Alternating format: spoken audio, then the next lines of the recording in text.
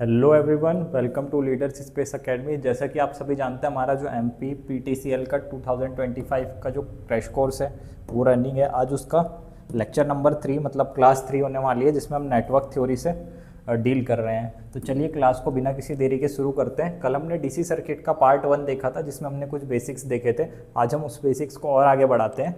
देखिए, आज हम देखते हैं जो सबसे पहले रेजिस्टेंस के बारे में, ठीक है, कि जो रेजिस्टेंस है वो हमारा क्या होता है। ठीक है, तो देखो रेजिस्टेंस कुछ नहीं, रेजिस्टेंस एक डिवाइस होता है। क्या होता है रेजिस्टेंस? एक डिवाइस। कैसा डिवाइस होता है? उसकी प्रॉपर्टी होती है कि क्या करता है, वो अपोज करता है किसको? फ्लो ऑफ करंट को। मतलब जो करंट का फ्लो हो रहा होता है उसको अपोज करने की प्रॉपर्टी को ही हम क्या कहते हैं? रेजिस्टेंस। मतलब ऐसा डिवाइस जो क्या करे, करंट को अपोज करे। ठीक है, रेजिस्टेंस का फॉर्मूला क्या होता है? रो एल अपॉन ए। ठीक, और जो इसमें रो होता है उसको हम क्या कहते हैं? रेजिस्टिविटी। एल जो हमारा होता है, अगर जो भी हमारा डिवाइस या फिर जो भी हमारा रेजिस्टेंस है वो क्या कंडक्टर से बना होता है, तो वो लेंथ ऑफ कंडक्टर जो होती है, मतलब किसी जो कंडक्टर है, कंडक्टर से क्या होता है? करंट फ्लो होता है, बट कुछ ना कुछ कंडक्टर का अपना रेजिस्टेंस होता है। तो उस रेजिस्टेंस को ही हम क्या कहते हैं? मतलब अगर उस रेजिस्टेंस को हम कैलकुलेट कर रहे हैं उस कंडक्टर का, तो जो लेंथ होगी हम क्या लेंगे? जिस कंडक्टर का हम कैलकुलेट कर रहे हैं उसकी लेंथ लेते हैं। ठीक है, और उसकी रेजिस्टिविटी जो होती है वो प्री डिफाइंड होती है, एक स्टैंडर्ड वैल्यू होती है, हर मटेरियल की अलग अलग होती है। ठीक है, और जितना हम एरिया ऑफ क्रॉस सेक्शन ले रहे हैं मटेरियल का, वो तो उस हिसाब से हम किसी भी मटेरियल का निकाल सकते हैं, रेजिस्टेंस निकाल सकते हैं। और अब एक जो टर्म है यहाँ रेजिस्टिविटी, उसी की एक टर्म उल्टा क्या होता है? वो कंडक्टिविटी। मतलब कंडक्टिविटी और रेजिस्टिविटी एक दूसरे के रेसिप्रोकल होते हैं। कंडक्टिविटी क्या होता है? हमारा रेजिस्टिविटी ओम मीटर होता है, तो हमारा ये क्या हो जाएगा? ओम मीटर इनवर्स, मतलब उसका उल्टा हो जाएगा। या फिर हम इसको ओम को ऊपर ले जा ले तो इसको मोह पर मीटर भी कह सकते हैं, सीमेन पर मीटर भी हम किसको कह सकते हैं। ठीक है, इस तरीके से ये होता है। ये कोई कंडक्टर है, ये इसका एरिया ऑफ क्रॉस सेक्शन कहलाएगा, ये इसकी रेजिस्टिविटी प्रॉपर्टी, और जो ये हमारा लेंथ ऑफ कंडक्टर। तो इस तरीके से हम क्या कर सकते हैं? किसी मटेरियल का रेजिस्टेंस कैलकुलेट कर सकते हैं। दूसरा हम देखते हैं कंडक्टेंस। रेजिस्टेंस क्या कर रहा था? फ्लो ऑफ करंट को अपोज कर रहा था। उसी के उल्टा हम देखें कंडक्टेंस तो क्या करता है? इजीनेस प्रोवाइड करता है करंट के फ्लो को। तो ये क्या होता है? रेजिस्टेंस का उल्टा होता है। इसको हम जी से रिप्रेजेंट करते हैं। इसकी यूनिट क्या होती है? रेजिस्टेंस की यूनिट जैसे ओम होती है, वैसे इसकी यूनिट उल्टा हो जाता है, ओम की जगह मोह हो जाता है, या फिर ओम इनवर्स, या फिर इसको सीमेन भी कह सकते हैं। ठीक है, इसकी ये यूनिट होती है। अब जो हम यहाँ पर एक चीज़ देखते हैं, क्वेश्चन देखते हैं। ठीक है, जो रेजिस्टिविटी है वो आप बताइए मुझे किस पर डिपेंड करती है। देखिए, हमने क्या देखा, जो रेजिस्टेंस है वो किस पर? रेजिस्टेंस का फॉर्मूला क्या होता है? Resistivity length upon area. मतलब रेजिस्टेंस इन सब चीज़ों पर डिपेंड करता है। बट जो मेरी रेजिस्टिविटी होती है वो किस पर डिपेंड करती है? ठीक है, तो जो रेजिस्टिविटी होती है मेरी, वो क्या होती है? मैंने जैसा बताया कि स्टैंडर्ड वैल्यू होती है, हर मटेरियल की अपनी अलग अलग रेजिस्टिविटी होती है। तो वो किस पे डिपेंड करती है? नेचर ऑफ मटेरियल पे। ठीक है, टेम्परेचर ऑफ मटेरियल, मतलब मटेरियल की प्रॉपर्टी पे डिपेंड करती है। मटेरियल में कोई चेंज हो रहा है, नेचर मटेरियल या मटेरियल के टेम्परेचर पे कोई चेंज हो रहा है, और वो आर एल और ए पे डिपेंड नहीं करती। मतलब उसको मटेरियल के रेजिस्टेंस लेंथ या एरिया से कोई रिलेशन नहीं होता। वो खुद मटेरियल में टेम्परेचर, नेचर, या फिर समझ लीजिए मटेरियल की प्रॉपर्टी है। तो मटेरियल से जितनी भी चीज़ें रिलेटेड होगी उस पर डिपेंड करती है। तो यहाँ ऑल दी करेक्ट हो जाएगा कि क्या आर एल और ए पे डिपेंड नहीं करता, nature of material, temperature of material दोनों में डिपेंड करता है। ठीक है, और दूसरा क्वेश्चन देखते हैं हम। यहाँ पर क्या है? रेजिस्टिविटी जो होती है वो कैसे वेरी करती है। ठीक है, तो रेजिस्टिविटी आर के साथ वेरी करती है, एल के साथ वेरी करती है, या फिर ए के साथ वेरी करती है। तो जैसा मैंने बताया, मेरी जो रेजिस्टिविटी ना आर पे डिपेंड करती है, ना एल पे, ना ए पे। तो रेजिस्टिविटी मेरी किसी पे भी डिपेंड नहीं करती और वेरी नहीं करती है। ठीक है, नेक्स्ट स्लाइड में हम चलते हैं। अब हम देखते हैं यहाँ पर रेजिस्टेंस का टेम्परेचर के साथ रिलेशन। ठीक है, तो ये क्या होता है? इस पर कई सारे क्वेश्चन हमसे पूछे जाते हैं। जैसा कि हम यहाँ पर देखें कि अगर मुझसे बोला गया है कि मेरा 0 डिग्री टेम्परेचर पे कितना, 0 डिग्री सेल्सियस पे मेरा रेजिस्टेंस कितना है? R0 है, और मुझे कहा है T डिग्री सेल्सियस पे मेरा रेजिस्टेंस मुझे कैलकुलेट करके दो। तो देखिए उसका फॉर्मूला क्या होता है? मुझे अगर T डिग्री सेल्सियस पे रेजिस्टेंस की वैल्यू निकालनी है, तो मुझे जो 0 डिग्री सेल्सियस पे रेजिस्टेंस की वैल्यू पता है, मैं उसको पुट करूँगा ब्रैकेट 1 प्लस ये हमारा जो होता है कंडक्टिविटी का कॉफिशिएंट होता है, कंडक्टिविटी का कॉफिशिएंट, इसको लिखेंगे अल्फ़ा, और फिर अल्फ़ा नॉट, और फिर यहाँ पर हम टी लिखेंगे। टी मतलब किस टेम्परेचर पे हमें कैलकुलेट करना है। इसका हम एक आध क्वेश्चन भी करेंगे तो आपको और अच्छे से समझ आएगा। अभी आपको याद रखना है, किसी भी टेम्परेचर पे हमें रेजिस्टेंस कैलकुलेट करना है तो क्या करते हैं हम? 0 डिग्री टेम्परेचर पे जो रेजिस्टेंस की वैल्यू है वो रेट रखते हैं +1, प्लस ब्रैकेट में हम क्या लिखते हैं 1 प्लस जो हमारा अल्फ़ा है alpha not plus alpha not into T. तो ये हमें याद रखना है, इस तरीके से हमारा फॉर्मूला होता है। एक केस ये भी होता है कि क्या होता है, कई बार हमें क्या होता है, यहाँ पर हमें रेजिस्टेंस की वैल्यू क्या होती है, T1 टेम्परेचर पे दी हुई होती है और हमसे T2 टेम्परेचर पे पूछा जाता है। तो T2 टेम्परेचर पे हमसे क्या बोलते हैं कि जो T2 टेम्परेचर पे हमें रेजिस्टेंस कैलकुलेट करना है। तो जो T1 टेम्परेचर पे रेजिस्टेंस की वैल्यू दी है 1 plus alpha T2 minus T1, मतलब टेम्परेचर 2 माइनस टेम्परेचर 1, ठीक है। और एक कंडीशन और एक इस तरीके के क्वेश्चन आते हैं कि क्या है, टेम्परेचर T है, वहाँ पर अल्फ़ा क्या होगा 0 डिग्री, अगर मतलब हमें अल्फ़ा 0 डिग्री पर जो ऑलरेडी गिवन है, अल्फ़ा हमें 0 डिग्री पर गिवन है, ठीक है। और टेम्परेचर जो T है वो मतलब टेम्परेचर T पे हमारी अल्फ़ा की वैल्यू क्या होगी, तो अल्फ़ा में जो हमारा मतलब T टेम्परेचर पर हमारी अल्फ़ा की वैल्यू क्या होगी, जो हमें अल्फ़ा नॉट 0 टेम्परेचर पे दिया रहेगा 1 प्लस अल्फ़ा नॉट T। तो इसको इजीली आप सॉल्व करके यहाँ से अल्फ़ा की वैल्यू भी निकाल सकते हैं किसी भी टेम्परेचर में। क्या करना है, अल्फ़ा नॉट जो हमें दिया रहेगा 1 प्लस अल्फ़ा नॉट T, ठीक है। इस तरीके से हम रेजिस्टेंस के हमने 3 रिलेशन देख लिए, ये 3 हमें चीज़ें याद रखनी है यहाँ पर, ठीक है। चलिए नेक्स्ट स्लाइड पे मूव करते हैं। नेक्स्ट स्लाइड में हमसे बोला गया है कि देखिए मैं 2 चीज़ें बताता हूँ। आपने सुना होगा positive temperature coefficient, negative temperature coefficient, इस पर क्वेश्चन भी आते हैं, ठीक है। जो पॉजिटिव टेम्परेचर कॉफिशिएंट है उससे हम क्या समझते हैं कि हमारा रेजिस्टेंस टेम्परेचर के डायरेक्टली प्रोपोर्शनल होता है। मतलब मैं क्या कहना चाह रहा हूँ, अगर मैं टेम्परेचर की वैल्यू को इंक्रीज कर रहा हूँ तो मेरी रेजिस्टेंस की वैल्यू भी क्या होगी, इंक्रीज करेगी। इसका एग्जांपल है कंडक्टर। अगर आप किसी भी कंडक्टर का टेम्परेचर बढ़ाते हैं तो आपका रेजिस्टेंस क्या करेगा, इंक्रीज करेगा। और जब मैं नेगेटिव टेम्परेचर कॉफिशिएंट कहता हूँ तो मैं ये कहना चाह रहा हूँ कि मेरी रेजिस्टेंस की वैल्यू टेम्परेचर के इन्वर्सली प्रोपोर्शनल होती है। मतलब अगर मैं टेम्परेचर बढ़ा रहा हूँ तो मेरा रेजिस्टेंस क्या होगा, कम होगा। ऐसा केस किस में होता है, अगर हम सेमीकंडक्टर की बात करें, इंसुलेटर की बात करें या फिर इलेक्ट्रोलाइट की बात करें, तो इस केस में क्या होता है, जब हम टेम्परेचर को इंक्रीज करते हैं तो हमारा रेजिस्टेंस क्या होता है, उसके प्रोपोर्शनली डिक्रीज होना स्टार्ट कर देता है, ठीक है। अब हमने बेसिक रेजिस्टेंस, कंडक्टेंस वगैरह देख लिया, टेम्परेचर के साथ रिलेशन देख लिया। अब हम क्या करते हैं, उस बेस्ड कुछ क्वेश्चन करते हैं। देखिए हमें यहाँ पर क्या दिया हुआ है कि कॉपर वायर है जिसका हमें रेजिस्टेंस कितना दिया हुआ है, जिसका रेजिस्टेंस हमें यहाँ पर 50 ओम दिया हुआ है 30 डिग्री पे, मतलब R 30 डिग्री पे कितना है 50 ओम, ठीक है। और साथ ही साथ हमें क्या बोला गया है, what is the resistance at 60 degree, मतलब R 60 हमसे पूछा गया है, ठीक है। और हमें यहाँ पर क्या दिया है, कॉफिशिएंट दिया, मतलब अल्फ़ा की वैल्यू में दी हुई है कितनी 0.005। और क्या दिया हुआ है हमें, ये हमें 30 डिग्री पर दी हुई है, ठीक है, मतलब 30 डिग्री पर दी हुई है। तो ये हमारा एट 30 डिग्री हो जाएगा, ठीक है। अब हमें क्या करना है, कुछ नहीं, जो मैंने बताया था कि 2 टेम्परेचर अलग अलग वैल्यू दी हो तो हमें फॉर्मूला लगाना है। देखिए हमें क्या निकालना है, R 60 पे कैलकुलेट करना है, ठीक है। तो ये क्या हो जाएगा, R1 मतलब जो हमें ऑलरेडी गिवन है, मतलब किसी एक टेम्परेचर पर हमें वैल्यू गिवन है जो हमें 30 डिग्री पे, वो कितनी है 50, 1 प्लस ये हमें कितना दिया हुआ है 0.005, और T2 माइनस T1 मतलब किस डिग्री पे कैलकुलेट करना है, 60 पे, माइनस T1 30, मतलब 60 माइनस 30, ठीक है।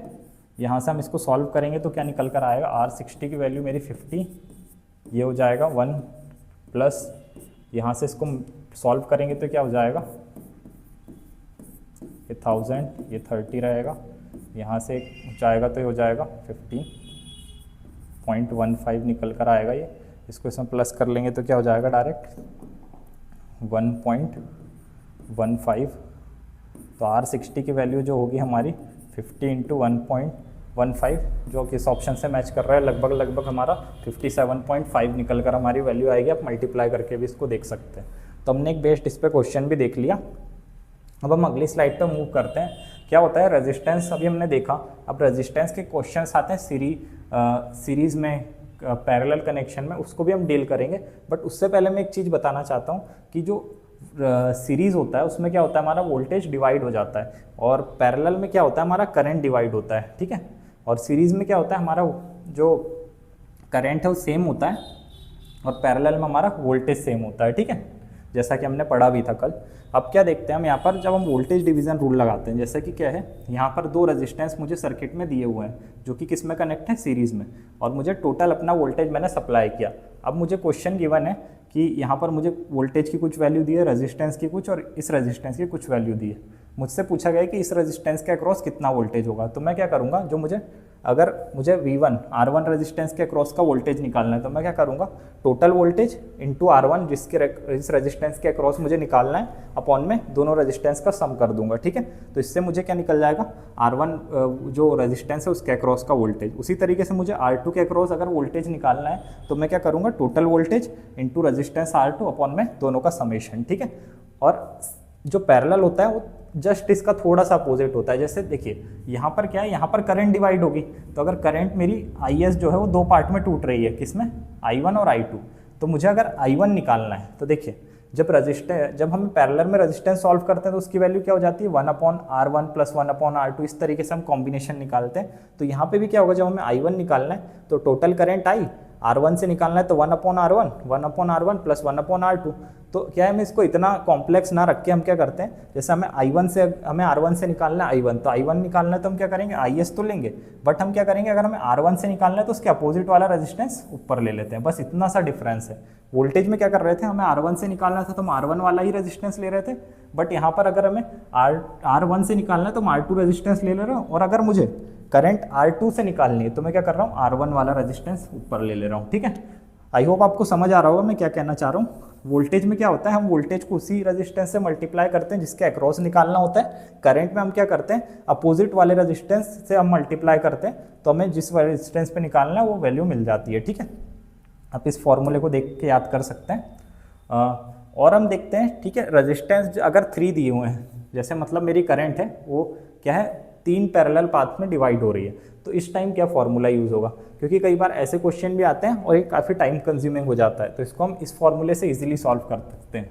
देखिए मैंने क्या कहा, सबसे पहले मुझे I1 निकालना है तो मुझे इस रेजिस्टेंस को छोड़ के अपोजिट वाला लेना है, तो अपोजिट में कौन है, R2 और R3, टोटल करंट अपोजिट वाले दो रेजिस्टेंस, और नीचे क्या करना है, सबका सम ले लेना है, सबका प्रोडक्ट इंटू सम, मतलब R1 R2 + R2 R3 + R3 R1, इस तरीके से मुझे क्या करना है, सम ले लेना है। ठीक है, सेम इसके लिए करेंगे, अगर 2 का निकाल रहे हैं तो क्या आ जाएगा, ऊपर में R1 और R3, ठीक है, R1 और R3, और नीचे तीनों प्रोडक्ट करके सम कर लेना है। ठीक है, सेम R3 के लिए होगा, और R3 के लिए निकाल रहे हैं तो ये दोनों रेजिस्टेंस न्यूमरेटर में आ जाएंगे, फिर R1 R2 + R2 R3 + R3 R1, इस तरीके से हम क्या कर सकते हैं, तीनों रेजिस्टेंस में से अपने अपने करंट की वैल्यू फाइंड कर सकते हैं। ठीक है, और ये आप इसको याद रखने के लिए इस तरीके से याद रख सकते हैं, I1 लेना है तो हमें ऊपर में क्या रखना है, हमें R2 और R3 रखना है, मतलब जिस रेजिस्टेंस से निकाल रहे हैं उसको छोड़कर अपोजिट के दो रेजिस्टेंस लेने हैं। ठीक है, और पैरेलल में क्या होता है,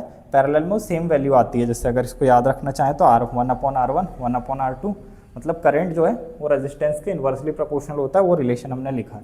आपको बस ये चीज़ें याद रखनी है, जिससे क्या होगा, अगर आप थ्री ब्रांच का आपको आता है और उसमें करंट निकालने को बोलते हैं तो आप इजीली इससे निकाल सकते हैं और टाइम अपना सेव कर सकते हैं। ठीक है, अब क्या है, हम देखते हैं, हमने अभी तक क्या देखा, रेजिस्टेंस देखा, अब हम कंडक्टेंस के बारे में देखते हैं। ठीक है, अगर सेम इसी तरीके से मुझे 2 कंडक्टेंस दे दिए जाएँ और मुझसे क्या बोले, वोल्टेज निकाल लो, ठीक है, वोल्टेज निकालो, तो या तो आप देखिए कंफ्यूज होने की जरूरत नहीं है, या तो आप क्या करिए, कंडक्टेंस क्या होता है, रेजिस्टेंस का उल्टा, तो आप कंडक्टेंस को रेजिस्टेंस में चेंज करके जो हमने फॉर्मूले पढ़े उसके अकॉर्डिंग आप सॉल्व कर सकते हैं। ठीक है, बट अगर आपको कंडक्टेंस में देखना है तो क्या हो जाएगा, ये जस्ट अपोजिट हो जाएगा जो रेजिस्टेंस था, मतलब रेजिस्टेंस में अगर हमें G1 के अक्रॉस वोल्टेज निकालना था तो हम क्या कर रहे थे, VS, अगर हमें R1 के अक्रॉस निकालना था तो हम क्या कर रहे थे, VS × R1 अपॉन दोनों का समेशन, बट यहाँ इंटरचेंज हो जाएगा। यहाँ पे हम क्या करेंगे, अगर हमें V1 के अक्रॉस निकालना है तो हम यहाँ पर क्या हो जाएगा, रेजिस्टेंस का उल्टा हो जाएगा, तो यहाँ पर क्या होगा, वोल्टेज में हम अपोजिट वाला रेजिस्टेंस लेंगे। अगर मुझे G1 के अक्रॉस का वोल्टेज निकालना है तो मैं क्या लूँगा,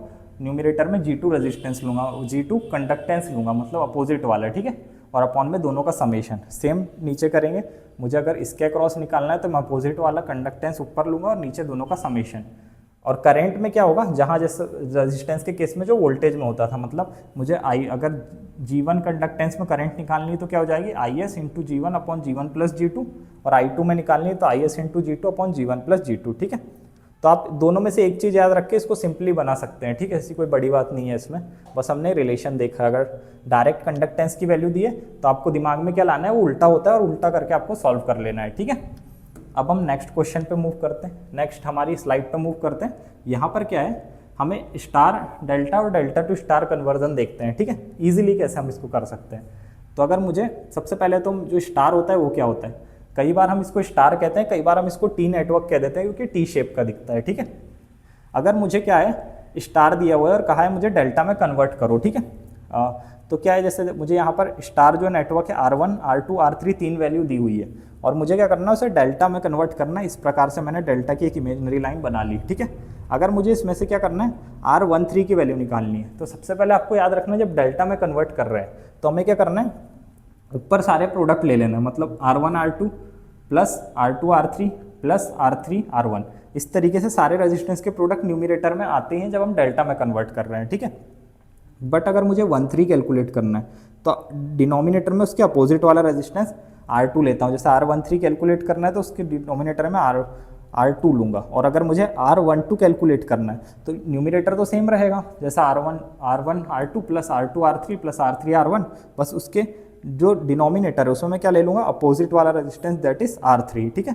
तो इस तरीके से इस क्वेश्चन को हम सॉल्व कर सकते हैं, मतलब हम इस तरीके से इजीली कन्वर्जन कर सकते हैं। जैसे अगर मैं यहाँ लास्ट वाला देखूँ, मैं क्या करूँगा R1 R2 plus R2 R3 plus R3 R1, और अपोजिट में क्या करूँगा R2 3 के अपोजिट कौन सा रेजिस्टेंस है मेरा R1, तो उसको मैं यहाँ पर ले लूँगा, ठीक है। अब डेल्टा से स्टार भी कन्वर्ट करने को कह सकता है। अभी हमने स्टार टू डेल्टा देखा, अब हमें वापस डेल्टा से स्टार बनाना है, तो हम क्या करते हैं, ठीक है।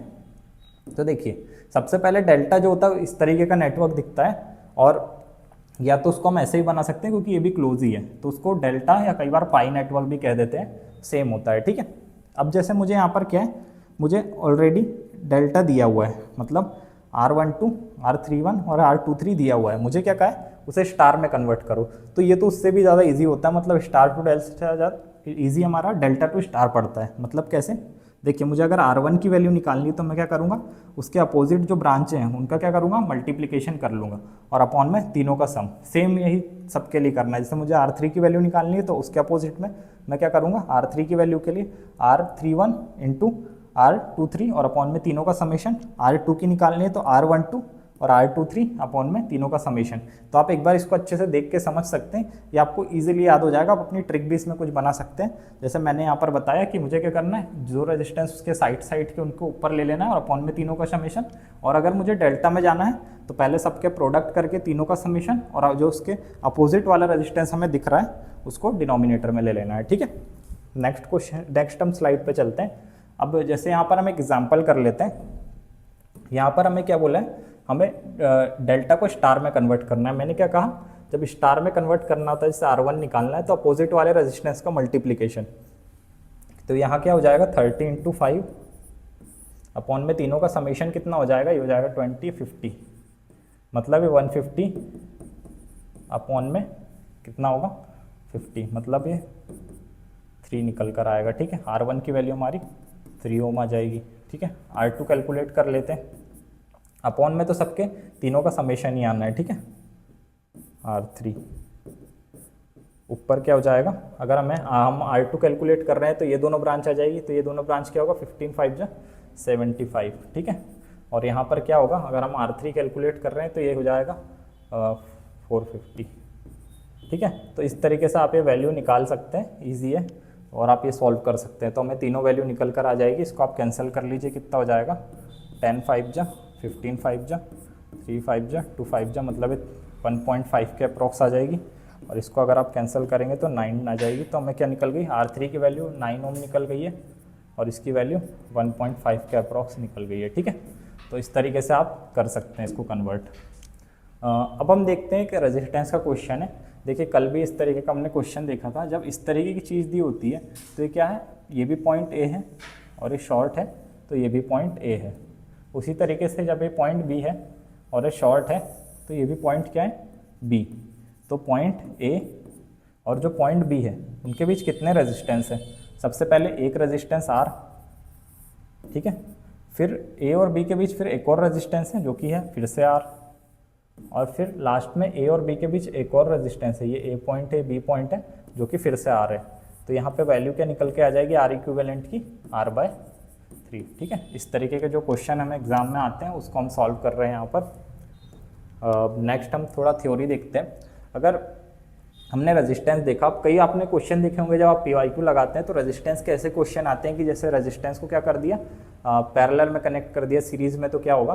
तो देखिए जब भी सेम वैल्यू के जो रेजिस्टेंस होते हैं उनको अगर हम पैरेलल में कनेक्ट करते हैं आर वैल्यू के नंबर ऑफ रेजिस्टेंस, तो हम क्या कर सकते हैं, जितने नंबर ऑफ रेजिस्टेंस कनेक्ट हैं उनको जो वैल्यू है रेजिस्टेंस की आर उससे डिवाइड करके हम इक्विवेलेंट रेजिस्टेंस निकाल सकते हैं। ठीक है, जैसे कि अगर मुझे 2 और 2 दो रेजिस्टेंस पैरेलल में मेरे कनेक्ट है तो मैं क्या करूँगा, 2 रेजिस्टेंस है और रेजिस्टेंस की वैल्यू 2 है तो 2/2 मेरा 1 आ जाएगा। ठीक है, इस तरीके से इसको हम सॉल्व कर सकते हैं।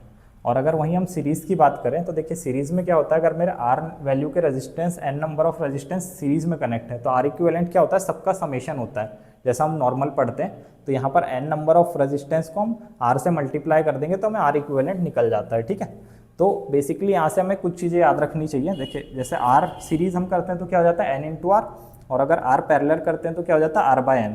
तो अगर हम इनका रेशो निकालें तो क्या आता है n²। तो कई बार क्या होता है, हमें पूछ लेता है कि पैरेलल में इतना रेजिस्टेंस है और इतने नंबर ऑफ रेजिस्टेंस है तो सीरीज़ में कितना होगा।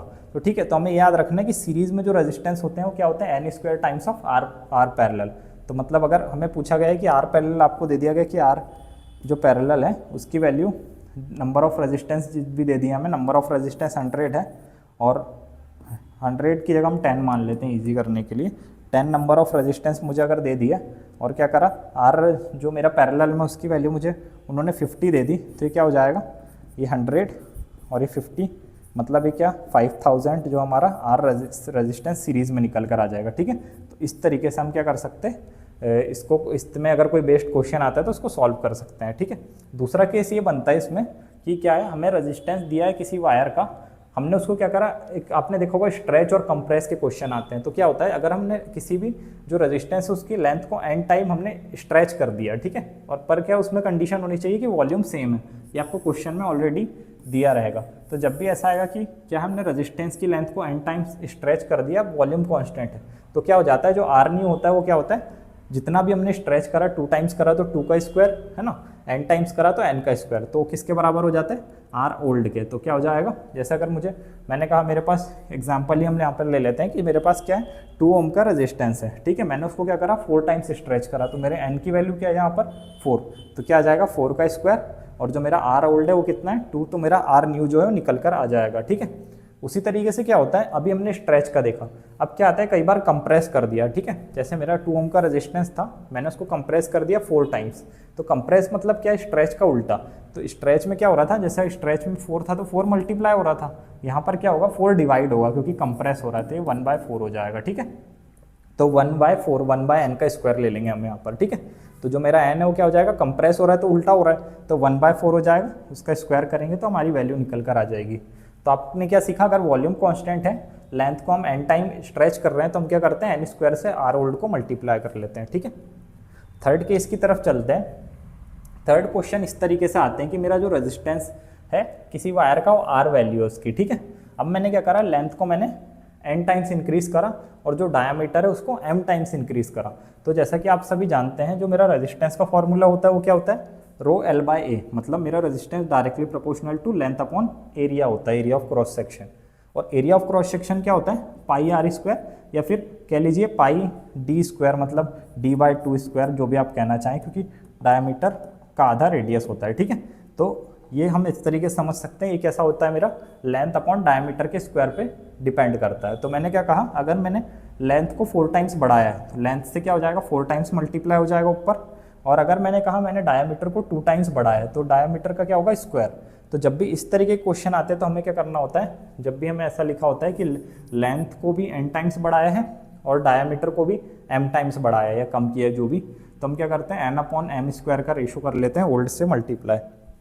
जैसे मेरा 2 ओम का यहाँ पर रेजिस्टेंस था, लेंथ मेरी 4 टाइम्स इंक्रीज की थी, डायमीटर 2 टाइम्स, तो मेरा क्या हो जाएगा, जो r ओल्ड है उसको मल्टीप्लाई करेंगे 4 से, क्योंकि लेंथ से n टाइम्स मल्टीप्लाई करते हैं और डायमीटर के स्क्वायर से उसको डिवाइड करते हैं, तो 2 का स्क्वायर 4, 4 से 4 कैंसिल होगा, तो मेरा r न्यू भी क्या आ जाएगा 2 ओम के बराबर। अब एक जो थर्ड केस यहाँ पर बनता है वो इस तरीके से बनता है कि जो मेरा रेजिस्टेंस है वायर का उसको मैंने क्या करा, वो r था। ठीक है, सबसे पहले अभी हमने एक स्ट्रेच वाला केस देख लिया, एक लेंथ और एक डायमीटर वाला देखा है। अब ये फोर्थ केस हम देख रहे हैं यहाँ पर। देखिए फोर्थ केस क्या है, डायमीटर को मैंने n टाइम्स इंक्रीज तो करा है, ठीक है, बट यहाँ पर वॉल्यूम मेरी कांस्टेंट है, यहाँ पर मैं लेंथ की कोई बात नहीं कर रहा हूँ। ठीक है, तो मैंने क्या कहा, जब डायमीटर n टाइम्स हो जाएगा, लेंथ पर कुछ नहीं करा, वॉल्यूम को कांस्टेंट रखा, ठीक है। तो यहाँ पर केस क्या बनता है, जो मेरा आर ओल्ड है उसमें क्या करना पड़ता है मुझे, वन जितना भी टाइम्स मैंने डायमीटर करा है, मतलब डायमीटर को हमने क्या करा है, स्ट्रेच करा है, या फिर मतलब डायमीटर को बढ़ाया एन टाइम्स, तो उसका क्या करना पड़ता है 1/n का पावर 4 से मल्टीप्लाई करना होता है, ठीक है। जैसे कि मैंने यहाँ पर एग्जाम्पल लिया है कि अगर मेरा 2 ओम का रेजिस्टेंस था, उसके डायमीटर को मैंने क्या करा 2 टाइम्स बढ़ा दिया, तो मुझे क्या करना पड़ेगा, उसको n की वैल्यू मेरी क्या हो गई 2, तो मुझे 1/n की पावर 4 से इसको मल्टीप्लाई करना होगा। तो मैंने क्या करा 1/n की पावर 4 से इसको मल्टीप्लाई कर दिया, तो यहाँ पर क्या हो जाएगा n की पावर 4 मतलब 1/16 निकल कर आएगा, इसको कैंसिल करेंगे तो 1/8 आ जाएगा, ठीक है।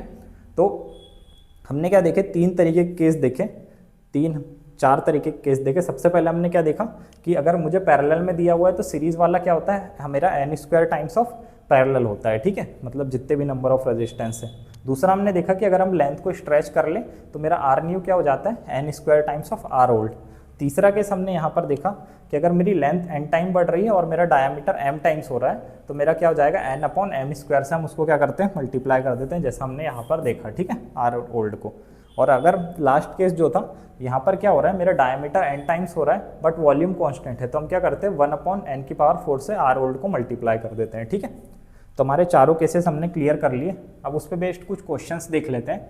जैसे कि यहाँ पर एक कॉपर वायर है जिसका रेजिस्टेंस क्या है 10 ओम है, ठीक है। उसको क्या करा हमने 1/10 स्ट्रेच कर दिया उसकी ओरिजिनल वैल्यू से, लेंथ से। तो मान लेते हैं उसकी ओरिजिनल लेंथ L थी, हमने क्या करा उसको उसकी ओरिजिनल लेंथ के 1/10 स्ट्रेच करा, तो कितना निकल कर आ जाएगा 1.1 टाइम्स ऑफ L, मतलब लेंथ कितनी हो गई 1.1 टाइम्स, मतलब n की वैल्यू क्या हो गई, n हमारा 1.1 टाइम्स हो गया, ठीक है। तो हमसे क्या पूछा है, न्यू रेजिस्टेंस कितना होगा, तो मैंने बताया था आर न्यू, जब यहाँ लिखा भी हुआ है आर न्यू जो हम निकालते हैं वो क्या होता है n², तो यहाँ पर n कितना है 1.1 टाइम्स हो गया हमारा लेंथ, तो स्ट्रेच हो गया। और आर ओल्ड की वैल्यू में क्या दी हुई है 10 ओम, ठीक है। तो इसको करेंगे तो क्या हो जाएगा, ये 121 पॉइंट में रहेगा, उसको मल्टीप्लाई करेंगे तो 12.1 समथिंग निकल कर आ जाएगा हमारा जो आंसर है, जो कि हमारा ऑप्शन नंबर फर्स्ट दिया हुआ है, ठीक है। तो इस तरीके से आप इस क्वेश्चन को इजीली सॉल्व कर सकते हैं क्वेश्चन पढ़ के। दूसरा हम देखते हैं कि देखिए एक रेजिस्टेंस जो था, रेजिस्टेंस 5 ओम का, उसको हमने क्या करा, उसका डायमीटर जो था उसको 1/5 कर दिया ओरिजिनल के, ठीक है। और वॉल्यूम कांस्टेंट है, तो मैंने क्या बताया था जब डायमीटर में चेंज होगा वॉल्यूम से, तो हम कौन सा फॉर्मूला यूज़ करेंगे 1/n की पावर 4। तो मेरा रेजिस्टेंस कितना था 5, और कितना करा उसको 1/5, मतलब 1/5 मतलब क्या करा, डायमीटर को मैंने 5th टाइम्स नहीं करा 1/5 करा, मतलब मेरी n की वैल्यू क्या है यहाँ पर 1/5। मैं कहता डायमीटर को 5 टाइम करा तो मेरी n की वैल्यू क्या रहती 5, मतलब मैंने 1/5 टाइम्स करा है, तो मेरी n की वैल्यू क्या है 1/5। इसको यहाँ पर पुट करते हैं, क्या हो जाएगा 1/n की वैल्यू क्या है मेरी 1/5 की पावर 4, इससे मेरा आर न्यू निकल कर आएगा, ठीक है। तो यहाँ पर क्या हो जाएगा, ये पावर 5 × 5 × 5 × 5 एंड × 5, तो यहाँ पर क्या हो जाएगा, ये हो जाएगा 25 × 25 × 5, तो मेरा आंसर यहाँ से क्या निकल कर आएगा, लगभग 3125 निकल कर आएगा, ठीक है। आप इसको चेक भी कर सकते हैं मल्टीप्लाई करके, ठीक है। ये 625 × 5 हो जाएगा, तो ये कितना निकल कर आएगा 3125, ठीक है। तो इस तरीके से आप इस डायमीटर वाले क्वेश्चन को भी इजीली सॉल्व कर सकते हैं। नेक्स्ट हमारा फिर से हम क्वेश्चन एक देखते हैं, जो कि हमारा टेम्परेचर और रेजिस्टेंस के रिलेशन पे बेस्ड क्वेश्चन है। कि मुझे क्या कर रहा है 4 ओम रेजिस्टेंस किस में दिया हुआ है 40 डिग्री सेल्सियस पे, तो मेरा क्या हो जाएगा 40 डिग्री सेल्सियस पे मेरा रेजिस्टेंस कितना है, आर नॉट की वैल्यू मुझे दी नहीं हुई है तो आर नॉट को वैसे ही रहने देता हूँ। ये क्या है 1 + अल्फा नॉट भी मुझे क्वेश्चन में नहीं गिवन है तो उसको भी मैं छोड़ देता हूँ। साथ में मुझे टी दिया हुआ है कितना 40 डिग्री पे, ठीक है।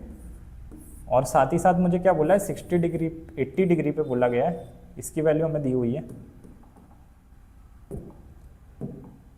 ये मुझे क्वेश्चन में गिवन है कि जो मेरा 40 डिग्री पे रेजिस्टेंस है वो कितना है 4 ओम, तो 4 ओम रेजिस्टेंस है, ठीक है।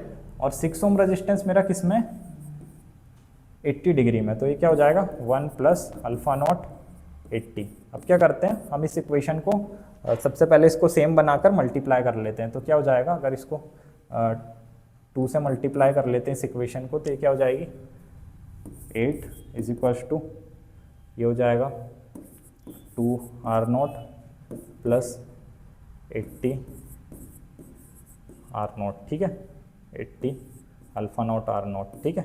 यहाँ पर क्या हो जाएगा, इसको अंदर मल्टीप्लाई करेंगे तो r naught plus r naught 80 r naught alpha naught, और यहाँ पर क्या हो जाएगा ये 6। अगर हम इसको इक्वेशन को सॉल्व करें तो पहली बात तो ये आपस में क्या हो जाएंगे, कैंसिल हो जाएंगे। ये इसको माइनस करते हैं तो क्या हो जाएगा आर नॉट, और आर नॉट की वैल्यू यहाँ से क्या निकल कर आ जाएगी 2। तो हमसे क्या पूछा गया था क्वेश्चन में कि क्या है, आर नॉट की वैल्यू पूछी गई थी कि 0 डिग्री सेल्सियस पर रेजिस्टेंस की वैल्यू क्या होगी। तो आर नॉट की वैल्यू हमारी क्या निकल कर आ गई 2 ओम, ठीक है। तो इस तरीके से इक्वेशन बनाकर भी हम इस क्वेश्चन को सॉल्व कर सकते हैं, ठीक है। अब नेक्स्ट हम देखते हैं कुछ बल्ब के कॉन्सेप्ट जो हमसे पूछे जाते हैं क्वेश्चन में बार बार। देखिए बल्ब हमें दिए होते हैं 2 बल्ब, जिसका रेजिस्टेंस दिया होता है, पावर दी हुई होती है और वोल्टेज दिया होता है, ठीक है। इस तरीके से 2 बल्ब जब हमें सीरीज में दिए होते हैं तो हमें क्या करना पड़ता है, पावर का रिलेशन का यूज़ करते हैं, ठीक है। पावर क्या होता है, वोल्टेज इंटू करंट, या फिर I²R या फिर V²/R, ठीक है। तो इससे हमें क्या समझ आ रहा है, इस फॉर्मूले को अगर हम देखें तो पावर मेरी क्या है, रेजिस्टेंस के इन्वर्सली प्रोपोर्शनल है। जैसे मैं अगर यहाँ बल्ब ए की बात करूँ तो मेरा बल्ब ए का रेजिस्टेंस क्या हो जाएगा, V²/पावर, पावर कौन सी, जो ए बल्ब की पावर है। उस तरीके से मैं बल्ब 2 की बात करूँ तो उसका रेजिस्टेंस क्या हो जाएगा, बल्ब 2 वोल्ट, जो बल्ब बी है उसका वोल्टेज का स्क्वायर अपॉन में उसकी पावर जो रेटेड है, ठीक है। तो इस तरीके का अभी हमने एक चीज़ समझ ली यहाँ से कि मेरा जो रेजिस्टेंस है वो पावर के मतलब इन्वर्सली है, ठीक है, इन्वर्सली प्रोपोर्शनल है। अब उस चीज़ों का यूज़ करके क्या होता है, बल्ब के 2 तरीके क्वेश्चन आते हैं, सीरीज़ और पैरेलल के। जैसे हम 2 केस मान लेते हैं कि देखिए बल्ब जो है मेरा सीरीज़ में कनेक्ट है, उसका रेजिस्टेंस आर है, उसकी पावर पी है। बल्ब मेरा बी जो है उसका रेजिस्टेंस आर बी है, उसकी पावर पी बी है, ठीक है, वो वोल्टेज सोर्स से कनेक्ट है। अब क्या होता है, कई बार ऐसा आता है कि टोटल पावर कैलकुलेट करो, तो मुझे क्या करना है, जब सीरीज़ में होते हैं तो मैं सीरीज़ में रेजिस्टेंस कैसे ऐड करता हूँ, R1 R2, और पैरेलल में कैसे ऐड करता हूँ, R1 × R2 upon R1 + R2। तो जो हम रेजिस्टेंस के साथ सीरीज़ में करते हैं वो हमें पावर के साथ पैरेलल में करना है। क्यों, क्योंकि मेरी पावर जो होती है वो रेजिस्टेंस के इन्वर्सली प्रोपोर्शनल होती है, ठीक है। इसलिए हम क्या करेंगे, जब हमें सीरीज़ में पावर ऐड करनी है तो हम क्या करेंगे, R1 power 1 × power 2 upon power 1 + power 2। और जब पैरेलल में ऐड करनी है तो हमें पैरेलल में क्या करना है, सिंपली उसको ऐड कर देना है, ठीक है। तो यहाँ इस तरीके से अगर हमें क्या करें, बल्ब सीरीज़ या पैरेलल में ऐड करने का बोले पावर, तो इस तरीके से हम इसको सॉल्व कर सकते हैं, ठीक है। नेक्स्ट हम देखते हैं कि अगर मेरे, सबसे पहले मुझे यहाँ पर देखिए 2 चीज़ समझ आ रही है कि अगर मेरा बल्ब जो है, मुझे सिर्फ इतनी चीज़ें आपसे याद रखनी है कि मैंने क्या देखा, अगर मेरा सीरीज़ में है तो मेरा क्या है, पावर इन्वर्सली प्रोपोर्शनल है रेजिस्टेंस के, मतलब जितना कम रेजिस्टेंस उतनी ज़्यादा पावर, और या फिर ये कह लूँ जितनी ज़्यादा पावर उतना कम रेजिस्टेंस, ठीक है। तो क्या होता है, जितनी ज़्यादा पावर उतना कम रेजिस्टेंस, तो सीरीज़ में करंट तो सेम होता है, तो अगर मेरी पावर ज़्यादा है और तो रेजिस्टेंस कम होगा तो वो बल्ब मेरा क्या करेगा, कम ग्लो करेगा, क्योंकि करंट तो सेम है और बल्ब में क्या होता है, I²R से मेरा बल्ब ग्लो करता है, ठीक है। तो यहाँ पर क्या निकल कर आएगा कि जो ज़्यादा वॉट का बल्ब होता है सीरीज़ में, वो क्या करता है, वो कम ग्लो करता है। जैसा कि मैं यहाँ पर लिखा हुआ हूँ इस स्लाइड में, देखिए जो सीरीज़ में होता है मेरा, जो सीरीज़ में 2 बल्ब होते हैं तो उसमें क्या होता है, जो स्मॉल रेटिंग का बल्ब होता है वो ज़्यादा ब्राइट ग्लो करता है। क्यों, क्योंकि सीरीज़ में मेरी करंट तो सेम है, पावर जिस बल्ब में ज़्यादा है उसका रेजिस्टेंस क्या हो जाएगा, कम हो जाएगा। अब रेजिस्टेंस कम, पावर जिसकी ज़्यादा उसका रेजिस्टेंस कम, ठीक है। तो अगर हाँ ठीक है, हम स्मॉल वाला मान लेते हैं, पावर ज़्यादा तो रेजिस्टेंस कम, और पावर कम तो रेजिस्टेंस ज़्यादा। अब रेजिस्टेंस ज़्यादा तो I²R ज़्यादा, मतलब क्या होगा, जिसकी पावर कम है उसका रेजिस्टेंस ज़्यादा है, उसमें I²R लॉसेस ज़्यादा हो रहे हैं, तो बल्ब क्या करेगा, ज़्यादा ग्लो करेगा। इतनी झंझट में आपको नहीं पढ़ना, आपको ये याद रखना है कि मेरे 2 बल्ब जब सीरीज़ में दिए हुए हैं तो छोटी रेटिंग वाला ज़्यादा ग्लो होगा, और पैरेलल में दिए हुए हैं तो बड़ी रेटिंग वाला ज़्यादा ग्लो करेगा, ठीक है। इससे आप क्वेश्चन बना लेंगे। जैसे कि ये क्वेश्चन है, यहाँ पर मेरे बल्ब है 10 वॉट का और ये वोल्टेज है, ये बल्ब है 40 वॉट का बल्ब है जो कि सीरीज़ में कनेक्ट है इन सप्लाई के। कौन सा बल्ब ज़्यादा ग्लो करेगा, सीरीज़ में मैंने कहा स्मॉल रेटिंग वाला बल्ब, तो यहाँ पर स्मॉल रेटिंग वाला बल्ब कौन सा है, 40 वॉट। तो 40 वॉट वाला बल्ब मेरा क्या करेगा, ब्राइट ग्लो करेगा, ठीक है। और अब एक क्वेश्चन और है, यहाँ पर क्या है, 25 वोल्ट 200 वोल्ट का बल्ब है, 100 वॉट 220 वोल्ट का बल्ब है, ठीक है, जो पैरेलल में कनेक्ट है सप्लाई से। तो कौन सा बल्ब पैरेलल में क्या काम है ना, लार्ज रेटिंग वाला ज़्यादा ग्लो करेगा, तो लार्ज रेटिंग का कौन सा हो जाएगा, 100 वॉट का, तो 100 वॉट का ज़्यादा यहाँ ग्लो करेगा, ठीक है। नेक्स्ट क्वेश्चन हम देखते हैं, यहाँ पर क्या है, मुझे 2 बल्ब दिए गए हैं अलग अलग वोल्टेज और वोल्ट के, ठीक है, और उनको क्या करा है, सीरीज में ज्वाइन करा है। तो टोटल पावर पूछा है, सीरीज में पावर कितनी हो जाती है, P1 इंटू P2 अपॉन में P1 प्लस P2। तो ठीक है, यहाँ पर पावर कितनी है मेरी ऊपर पहले बल्ब की 200 इंटू 100 अपॉन में 200 प्लस 100 दैट इज 300। ठीक है, तो ये कितना हो जाएगा, इसको यहाँ से हम 0 से 0 कैंसिल कर लेते हैं और इसको अगर डिवाइड करेंगे 200 डिवाइड बाय 3 तो लगभग 67 वॉट के आसपास हमारा आंसर निकल कर आएगा, जो कि ऑप्शन नंबर बी में हमें दिया हुआ है। ठीक है, नेक्स्ट क्वेश्चन पे देखते हैं। नेक्स्ट क्वेश्चन में हमसे बोला है कि यहाँ पर दो 100 वॉट 200 वोल्ट के लैंप है, जिनको हमने क्या करा है, सीरीज में कनेक्ट करा है, किससे, 200 वोल्ट की सप्लाई से। ठीक है, तो total power consumed by each lamp. ठीक है, तो मैंने क्या कहा, टोटल पावर सीरीज में क्या होती है, इसको ऐसा लिख लेते हैं, पी टोटल क्या होता है मेरा सीरीज में क्या होता है, P1 P2 अपॉन में P1 इंटू P2 अपॉन में P1 प्लस P2। ठीक है, तो यहाँ क्या है, बल्ब मेरे दो बल्ब है, दोनों 100 वॉट के, तो क्या हो जाएगा 100 इंटू 100 अपॉन में 100 प्लस 100 दैट इज 200। ठीक है, तो यहाँ से 0 से 0 कैंसिल कर लेते तो 50 वॉट, बट यहाँ से हमें आंसर मार्क नहीं करना है। ठीक है, यहीं पर आप फंस सकते हैं। हमसे क्या बोला है, 50 वॉट टोटल पावर है, बट ईच लैंप की पूछी गई है, तो ये टोटल पावर है, बट ईच लैंप की क्या होगी, दोनों की पावर आधी आधी बढ़ जाएगी, मतलब 50/2 हो जाएगा, दैट इज 25 वॉट्स। क्योंकि दोनों बल्ब सेम रेटिंग के हैं, तो जितनी पावर वो क्या कर रहे हैं, जितनी पावर कंज्यूम कर रहे हैं टोटल पावर, तो दोनों आधी आधी करेंगे, तो यहाँ पर क्या आएगा, ईच बल्ब का 25 वॉट आ जाएगा। ठीक है, नेक्स्ट क्वेश्चन देख, ये क्वेश्चन है हमारा, इसमें क्या करेंगे हम, देखिए एमीटर मैंने जैसा कि कल आपको पढ़ाया था, कल जो पढ़ाया था उस पर बेस्ड के क्वेश्चन है। एमीटर जो होता है हमारा, उसमें क्या होता है, इंटरनल जो रेजिस्टेंस होता है, इंटरनल रेजिस्टेंस वो क्या होता है, वो 0 होता है। ठीक है, एमीटर का इंटरनल रेजिस्टेंस कितना होता है, 0, तो ये क्या हो जाएगा, शॉर्ट सर्किट। ठीक है, और एक चीज़ मैं और बताता हूँ आपको, क्या है, शॉर्ट सर्किट के अक्रॉस, देखिए लिख लीजिए आप पॉइंट को नोट करके, voltage across short circuit is always 0। मतलब देखिए वोल्टेज क्या होता है, ओम्स लॉ से हम देखें तो V = I × R। अगर मैं क्या कह रहा हूँ, मेरे रेजिस्टेंस जो है वो 0 है, तो मतलब मेरा वोल्टेज में क्या कहना चाह रहा हूँ, वोल्टेज भी मेरा 0 है। तो क्या हो जाएगा इस केस में, अगर हम कैलकुलेट करें तो यहाँ पर मेरा एमीटर इसको शॉर्ट कर देगा। जब अगर शॉर्ट है मतलब रेजिस्टेंस 0, मतलब वोल्टेज मेरा कितना आ जाएगा, 0। तो यहाँ पे करंट क्या आ जाएगी, करंट मेरी होती है V/R, that is 10 volt upon में इन दोनों रेजिस्टेंस का समेशन, क्योंकि सीरीज़ में है 5, मतलब मेरी करंट कितनी निकल कर आ जाएगी, 2 ampere and 0 volts, that is option number D. Next को देखते हैं हम।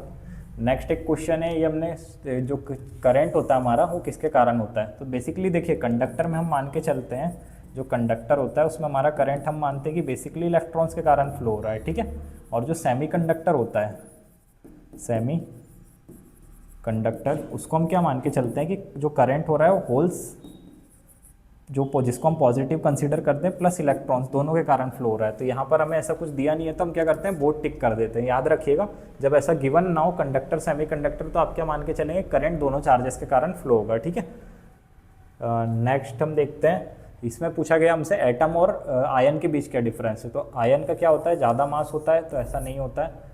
आयन जो होते हैं न्यूट्रल नहीं, आयन क्या होते हैं, हमेशा चार्ज पार्टिकल होते हैं। ठीक है, तो ion are always charge particle while atom is whole neutral. ठीक है, देखिए थर्ड ऑप्शन होगा, एटम हमने जैसा पढ़ा था, एटम में क्या होता है, इक्वल नंबर ऑफ प्रोटॉन्स जो होते हैं, नंबर 2 मतलब इक्वल होते हैं नंबर ऑफ इलेक्ट्रॉन्स के, मतलब जितने प्रोटॉन्स है एक एटम में उतने ही नंबर ऑफ इलेक्ट्रॉन्स होते हैं, जिससे कि क्या होता है, वो एक इलेक्ट्रिकली न्यूट्रल होता है एटम।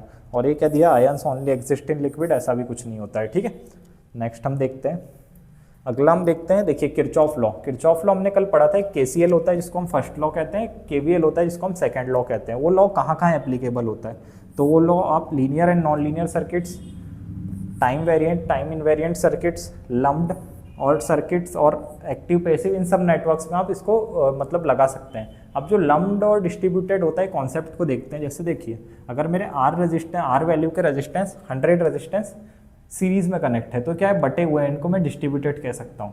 अब वही रेजिस्टेंस का मैं क्या करूँ, आर इक्विवेलेंट निकाल लूँ, जो कि क्या आएगा सीरीज में 100R, मतलब N इंटू आर जो हमने पढ़ा था, ठीक है। तो इनको मैं क्या कह दूंगा, लम्प्ड, मतलब मैंने क्या करा, रेजिस्टेंस को कंसंट्रेट करके एक जगह पर ड्रॉ कर लिया, वैल्यू उतनी है, बस मैंने उसको डिस्ट्रीब्यूट की जगह कंसंट्रेट कर लिया।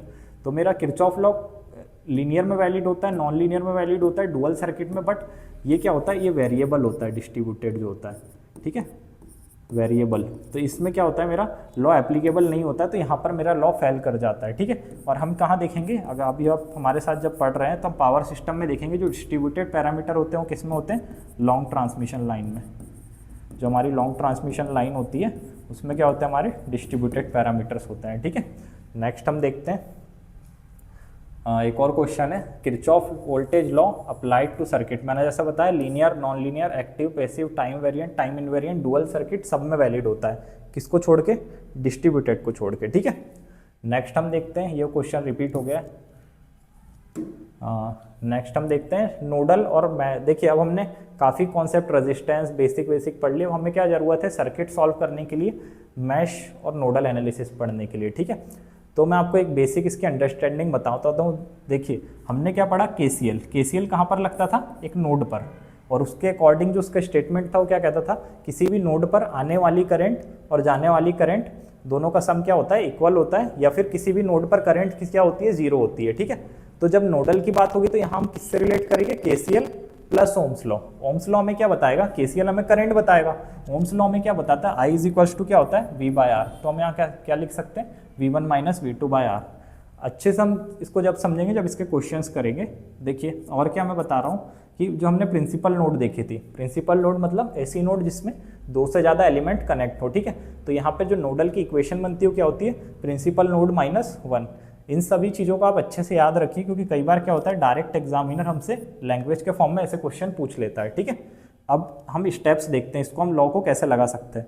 हालांकि स्टेप्स से अच्छा आपको एग्जाम्पल से समझ आएगा, बट फिर भी हम यहाँ क्या कहते हैं, स्टेप्स देख लेते हैं, ठीक है। तो सबसे पहले क्या करना होता है, हमें किसी भी एक प्रिंसिपल नोड को, जो जहाँ 3 एलिमेंट या फिर 2 से ज़्यादा एलिमेंट कनेक्ट हैं, उसको हमें क्या मानना पड़ता है, ग्राउंड। फिर क्या करते हैं, हम अज्यूम कर लेते हैं हर एक प्रिंसिपल नोड पे अपना एक वोल्टेज। अब क्या होता है, वोल्टेज अज्यूम करने के बाद हम क्या करते हैं, केवीएल लगाते हैं जितनी भी हमारी प्रिंसिपल नोड में। और केवीएल लगाते टाइम हमें ये पता है कि हमारी इनकमिंग करंट और आउटगोइंग करंट क्या होती है, सेम होती है। और हमें ये मानना है जब हम केवीएल लगा रहे हैं तो हमारा जो आउटगोइंग करंट है वो क्या होगा, पॉजिटिव, और इनकमिंग करंट क्या होगी, हमारी नेगेटिव, ठीक है। इसको हम एग्जांपल से समझने की कोशिश करते हैं। जैसे कि मेरा एक सर्किट है, ठीक है। यहाँ पर क्या है, मैंने सबसे पहले जो मैंने कंडीशन बताई थी, सबसे पहले मैं क्या करा, एक ग्राउंड या रेफरेंस मान लिया प्रिंसिपल नोड को। तो ये जो मेरी नोड है ये सब सेम ही होगा। इसको मैंने क्या करा, इस प्रिंसिपल नोड को जहाँ से 2 से ज़्यादा एलिमेंट कनेक्ट है, 3 एलिमेंट, इसको मैंने क्या मान लिया, ग्राउंड मान लिया, ठीक है। फिर मैंने क्या करा, दूसरी स्टेप में हमने पढ़ा था कि हमें वोल्टेज अज्यूम करना है प्रिंसिपल नोड पर। तो यहाँ पर ये तो मेरी प्रिंसिपल है नहीं, ये मेरी सिंपल नोड है, ये भी मेरी सिंपल नोड है, ठीक है। प्रिंसिपल नोड कौन सी होती है, जहाँ 2 से ज़्यादा एलिमेंट कनेक्ट होते हैं, दैट इज Vx। तो यहाँ पे मैंने वोल्टेज अज्यूम कर लिया Vx। अब मैं क्या करूँगा, सारी जो आने वाली करंट है उनको पॉजिटिव मानूंगा, ठीक है। तो मैं क्या करता हूँ, यहाँ पर KCL लगाता हूँ, ठीक है। तो KCL क्या होगा, ये मैं I1 मान रहा हूँ, तो मेरे I1 क्या हो जाएगी, Vx minus V1 upon R, ठीक है। ये क्या हो जाएगा, Vx upon R2 plus Vx minus V2 upon R3। इन सबको 0 के इक्वल लेंगे। तो इस तरीके से हम क्या कर सकते हैं, नोडल एनालिसिस के थ्रू क्वेश्चन सॉल्व कर सकते हैं। हम इसके कुछ क्वेश्चन भी देखेंगे। और जैसा हम लिख रहे हैं, मैंने क्या कहा, मैं यहाँ पे क्या मान लूँ, ये I1 है या I2 है या I3 है, तो इनका मैं KCL के फॉर्म में लिख रहा हूँ। अब मैं क्या कर रहा हूँ, करंट को ये V1 माइनस V2 कैसे लिख रहा हूँ, तो देखो हमने पढ़ा था कि करंट क्या होती है, पॉजिटिव माइनस नेगेटिव। तो क्या होगा, पॉजिटिव माइनस नेगेटिव मतलब V1 minus V2 bye R। तो इस तरीके से हम उसको लिख रहे हैं, ठीक है। एक एग्जाम्पल कर लेते हैं, क्लियर हो जाएगा, ठीक है। ये एग्जाम्पल है, यहाँ पे हमें एक नेटवर्क दिया। सबसे पहले हमने क्या करा, एक जो प्रिंसिपल नोड थी उसको हमने ग्राउंड मान लिया, दूसरी प्रिंसिपल नोड पे एक वोल्टेज अज्यूम करा, दैट इज V1। अब हम क्या कर रहे हैं, यहाँ पर KCL लगाते हैं। तो यहाँ से जाने वाली करंट हम पॉजिटिव लेंगे, that is V1 minus -9, because sign क्या है यहाँ पर उल्टा है, मतलब जो बैटरी लगी हुई है उल्टी लगी हुई है। तो यहाँ पर क्या हो जाएगा, V1 माइनस -9 प्लस यहाँ पर मैंने क्या कहा, जाने वाली करंट को पॉजिटिव लेते हैं। तो ये 3 एम्पियर है, यहाँ 3 एम्पियर आएगा। ये जो जा रही है तो ये क्या हो जाएगा, ये भी पॉजिटिव, प्लस यहाँ से V1 अपॉन में 9, ठीक है, क्योंकि यहाँ पर कोई सोर्स नहीं है तो V1 माइनस जीरो हो जाएगा, V1 minus zero, that is क्योंकि V1 माइनस जीरो ग्राउंड है तो अपॉन में 9, तो उसको लिखने की ज़रूरत नहीं है, ठीक है। फिर हम इसको आगे सॉल्व करेंगे, तो ये सॉल्व करके हमें क्या निकल जाएगी, V1 की वैल्यू। मैं यहाँ पर क्या बताना चाह रहा हूँ कि हम इस मेथड का यूज़ करके ईजिली वोल्टेज करंट वगैरह कैलकुलेट कर सकते हैं, तो ये आपको अभी सर्किट सॉल्व करने में यूज़फुल होगा, ठीक है। अब हम एक सुपर नोड का कॉन्सेप्ट देखते हैं। जब नोडल एनालिसिस पढ़ते हैं तो कई बार एक क्वेश्चन क्या होता है, सुपर नोड बन जाता है। सुपर नोड मतलब यहाँ पर क्या है, जैसे कि वोल्टेज सोर्स है। अब वोल्टेज सोर्स अगर किसी दो नोड के बीच में अगर वोल्टेज सोर्स आ जा रहा है, मतलब whenever there is a dependent और independent voltage source present between two nodes, मतलब दो नोड के बीच डिपेंडेंट या इंडिपेंडेंट वोल्टेज सोर्स प्रेजेंट है, तो उसको हम क्या कहते हैं, सुपर नोड कहते हैं, ठीक है। अब सुपर नोड जो क्वेश्चन है उसको हम कैसे सॉल्व करते हैं, ठीक है। तो देखिए सबसे पहले जो सुपर नोड है उसको आपको मार्क कर लेना है, जो सुपर नोड है उसको आपको बिल्कुल भूल जाना है, ठीक है। अब सुपर नोड को छोड़ दिया हमने, तो यहाँ पर क्या है, यहाँ पर हमारा V2 है, तो अब हम क्या करते हैं, यहाँ से सॉल्व करना चालू करते हैं, ठीक है। V2 से सबसे पहले V2 माइनस V1 अपॉन 2, ठीक है। फिर यहाँ से और मानते हैं V प्लस V2 अपॉन 8, ठीक है। मतलब जो उसके आइट साइड होते हैं उन नेटवर्क को सॉल्व करते हैं, तो V2 माइनस V1 अपॉन 2 और एक V2 बाई 8, ठीक है। अब जो है उसके अपोजिट चलते हैं यहाँ साइड, ठीक है।